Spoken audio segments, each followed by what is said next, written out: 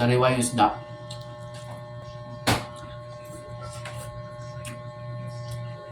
Meron nga pala ako nabili 3 pirasong isda. Ang gagawin ko na lang dito, ipiprito na lang para mabilis. Tapos bumili ako ng talbos ng kamote. Ito yung masarap dito eh. May sagawa natin ng sausawan ng bagoong na isda. Lagyan muna natin ng pampalasa itong mga isda. Para magkaroon ng lasa. Pakalagyan lang natin.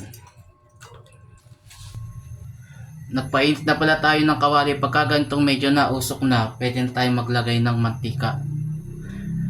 Safe na yan para hindi dumikit yung isda. Pag okay na, pwede na ilagay itong isda. Ayan. Dalawa muna ilagay natin, di kasi 3 eh.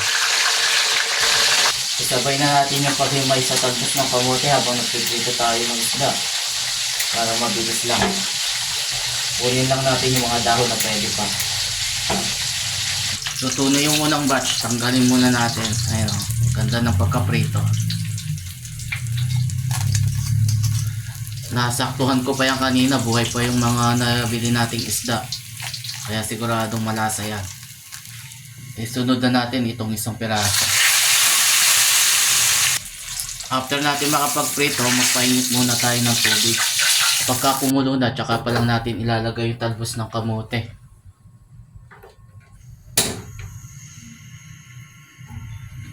Takpan natin at nang mabilis kumulo. Habang naghahantay tayo na kumulo yung tubig, mag-ready na tayo ng sausawan. Bigyan lang tayo ng kalamansi. Nga lang, wala tayong sili. Magsarap dito may sili.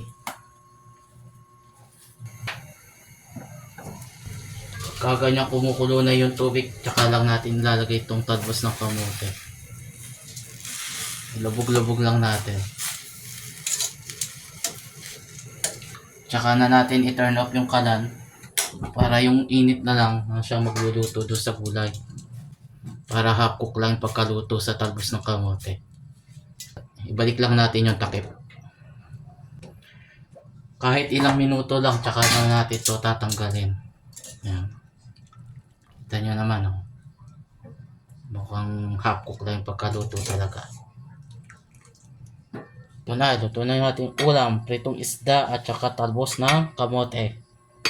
Pa, kain na tayo.